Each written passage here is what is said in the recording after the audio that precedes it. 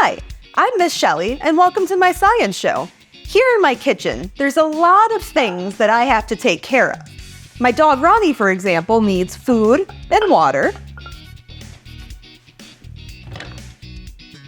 My plants need water and sun.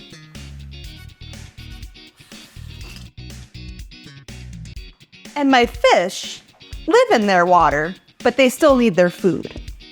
And that reminds me, cameraman Dave, humans need food and water too. What do you want for lunch? I don't know, whatever you want. Well, I'm kind of busy acting in this video. Well, I'm filming the video, so you decide. Fine. Let's learn more about what plants and animals need to survive, and maybe by the end of the video, we can figure out what we want for lunch. We could get White Castle. I'm not gonna have White Castle while we're filming.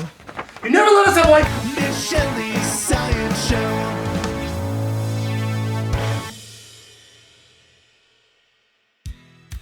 Plants and animals come in all different shapes and sizes, but they all need water and air to survive. Plants in nature get their water from the rain. They absorb it through their roots that are in the ground. Animals, on the other hand, drink their water from sources like rivers, ponds, lakes, and streams.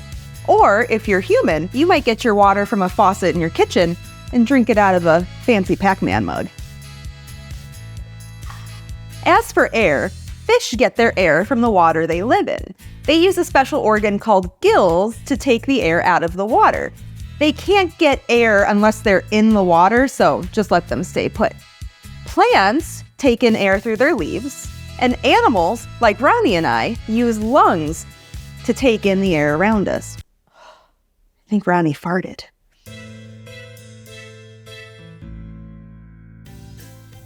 Where animals and plants differ is plants don't eat food.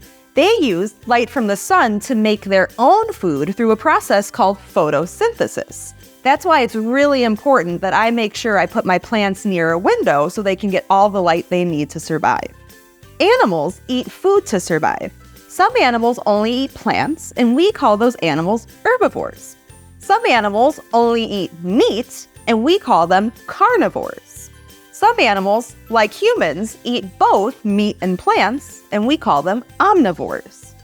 So, some animals might eat only grass, or fish, or deer. Or wait, some animals might eat White Castle.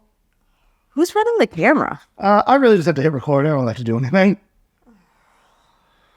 Well, since cameraman Dave has already eaten, let's figure out what Miss Shelley's going to eat for lunch.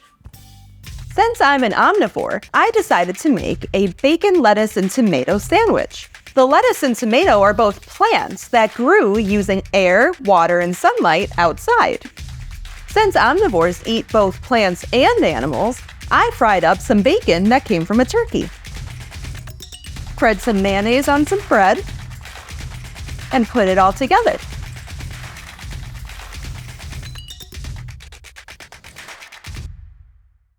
Today we learned that plants and animals need air, water, and food to survive. One big difference is plants don't eat food. They make their food using sunlight through a process called photosynthesis. Now, unlike cameraman Dave, Miss Shelley decided to make a healthy lunch with her BLT sandwich. And I'm pretty hungry, so I'll see you next time on another episode of Miss Shelley's Science Show. Miss Shelley.